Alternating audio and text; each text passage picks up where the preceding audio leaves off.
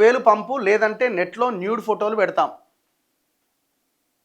చివరికి ఏమైంది అనుకుంటున్నారు? సూసైడ్ చేసుకున్నాడు ప్రేమ్ కుమార్ అనే ఒక అబ్బాయి.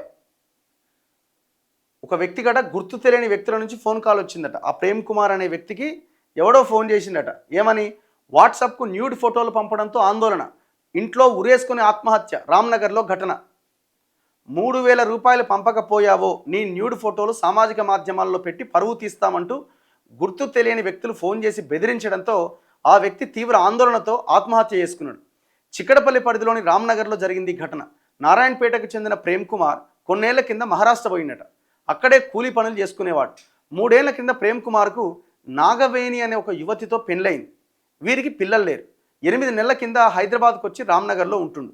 ఆర్టీసీ క్రాస్ రోడ్డు ఒక ఆసుపత్రి క్యాంటీన్లో నాగవేణి పనిచేస్తోంది. ప్రేమ్ కుమార్ ఆ ఆసుపత్రి చుట్టుపక్కల ప్రాంతాల్లో టీ, స్నాక్స్ అమ్ముతున్నాడు.